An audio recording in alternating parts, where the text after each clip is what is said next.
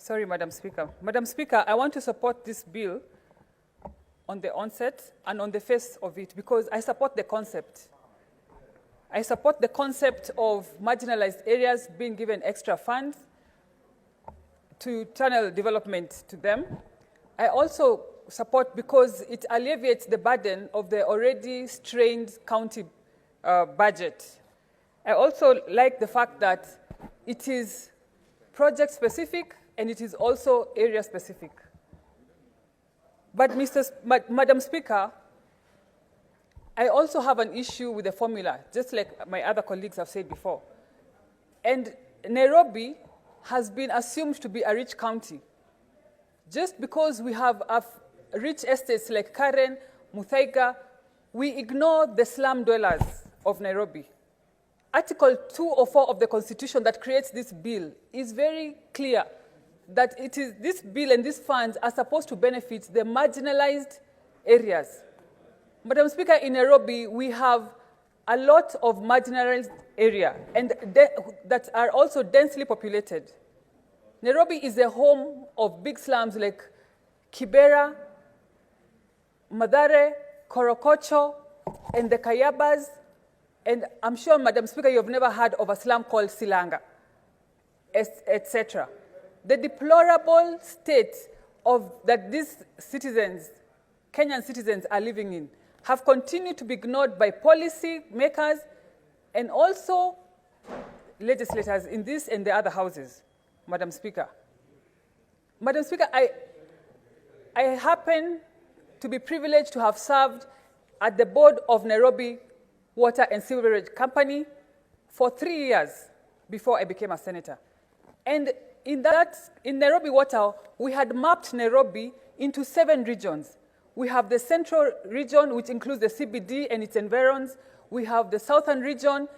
And Madam Speaker, we saw it wise and necessary to have another region, a separate region that is called that it included all the slums.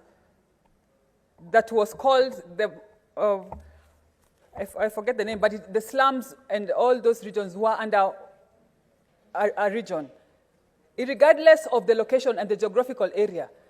And Madam Speaker, how we dealt with the slums was not the same way we dealt with other regions, in terms of billing, in terms of water supply, because they are more populated and they are less privileged. So, Madam Speaker, I want this House and I want the policymakers, the CRAs, to deal with these regions and to recognize them as marginalized, because they are marginalized, Madam Speaker. We are talking about Korokocho, Soweto, the Viwandani, the Riruta, and all these other areas, Madam Speaker, that have been ignored. Just because they neighbor Karen or they neighbor Muthaiga and other rich estates does not mean they should be ignored. Madam Speaker, they are not children of a lesser God. And Madam Speaker, we have been crying as Nairobi for these slum dwellers, and we have been ignored over the years. And we are going to resort even to unorthodox means. Madam Speaker, as the women of Nairobi and the women of Lainisaba and Kiboro and Muji wa Huruma, we are going to undress in this town, Madam Speaker, so that we can get the attention of the policymakers and this House and the legislators, Madam Speaker, because Nairobi is not a rich county, Madam Speaker. We are not a rich county just because we are the seat of government and we happen to have rich estates here and there. Does not mean that we are rich, Madam Speaker. And enough of this talk. We are going to find solutions for ourselves. Just like Governor Wavinya Ndeti said, that Kambas have their own ways of solving things. Nairobi, we are going to find a way of solving this means and having our slum dwellers recognized by the highest office in this House.